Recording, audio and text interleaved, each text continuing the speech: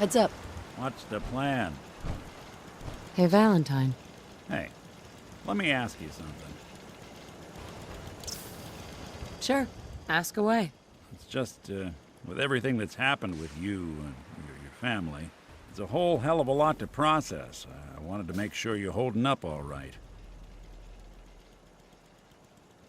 Why do you ask? I just had a hard go with the, transition myself. Took me a long damn time to get a feel for this place. Thank goodness I found Diamond City.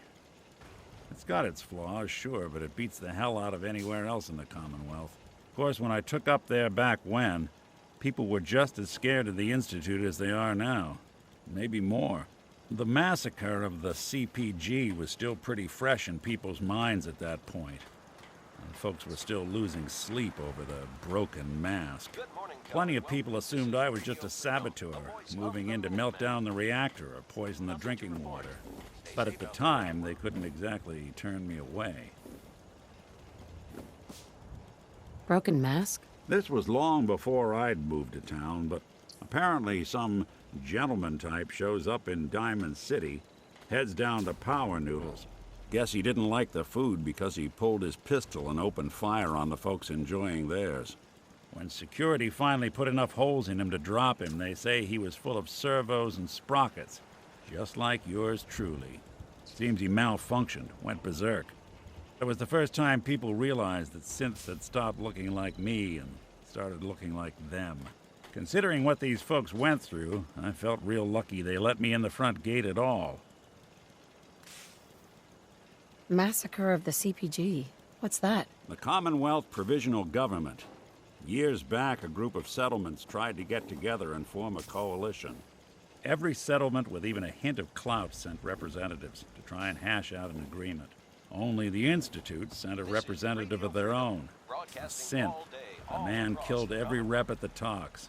The Commonwealth Provisional Government was over before it even got off the ground. I took up in town not long after.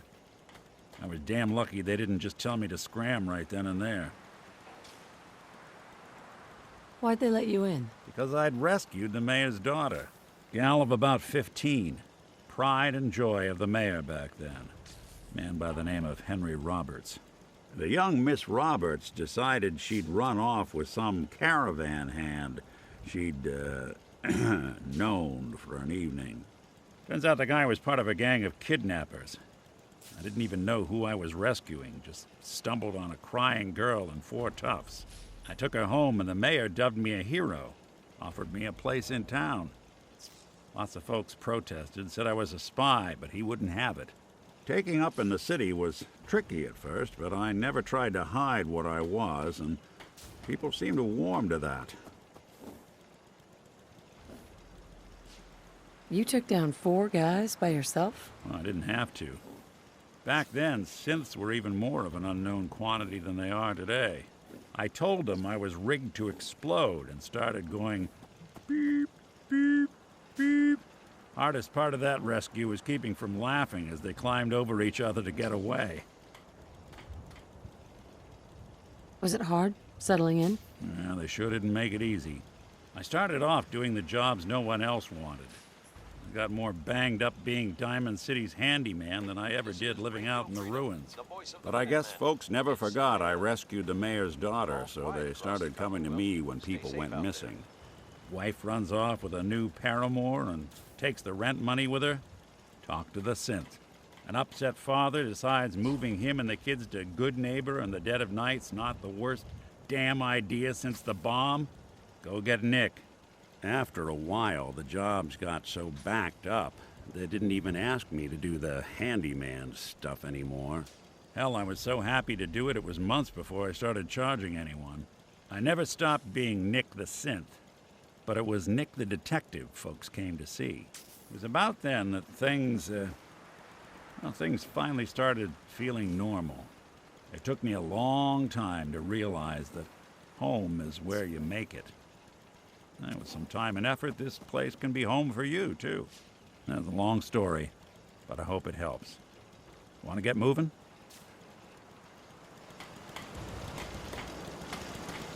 I think we ought to talk. What's wrong? Wrong? Oh no, nothing's wrong. We've just been traveling a while now, and I figure there hasn't exactly been equitable distribution of information. I've gotten a decent glimpse into your dirty laundry, but you still don't really know a whole heck of a lot about me. I figured I'd offer to balance the board. So, anything you want to know? So, who are you, Nick? That's a question I've been trying to figure out myself for a long damn time. I know I'm a synth, authentic Institute handiwork, but I'm still mechanical, not bioengineered like the fancy synths giving everyone the willies these days. I get tune-ups now instead of checkups. But my memories, my personality, they're all lifted from some cop who volunteered for an experiment back before the war. They scanned his brain and copied it onto the hardware that runs between my ears. Don't know why they chose to make a robot based on some pre-war cop instead of a math genius or a bioengineer. Hey, maybe that's why the Institute tossed me in the garbage instead of turning me into one of their people snatchers. Wait, the original Nick was from my time? Sure was. Which meant when I finally ended up out here, it was quite the rude awakening. I remember waking up one day in a garbage heap, a body in tatters and a head full of memories belonging to a man who'd been dead for 200 years. Suffice to say, it was a confusing couple of weeks. Folks didn't really know much about synths back then, so when I finally ran into people, they mostly treated me with caution rather than hostility. But the kids, they weren't afraid. I think his name was Jim. The first person to actually speak to me after I got the boot from the Institute. My first human contact in this world. Grilled me for an hour. Once they'd seen I wasn't going to hurt anyone, the other folks in the neighborhood came out to ogle the mechanical man. It eventually turned into a pretty swell soiree.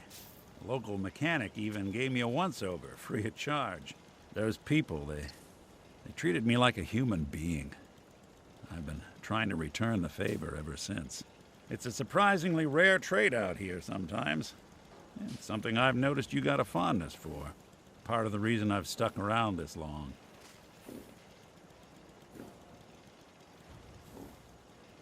Where's that town? We should go visit. I tried to go back and say thanks once I'd gotten myself established. But the place was wiped off the map. Raiders. Don't know what happened to the people. It's 8 a.m. All quiet, which is how we If you're good to people, they'll be good back. That's something I've always believed. Couldn't agree more. Well, I expect you're about as bored as can be listening to me rattle my skeletons. We should probably head out.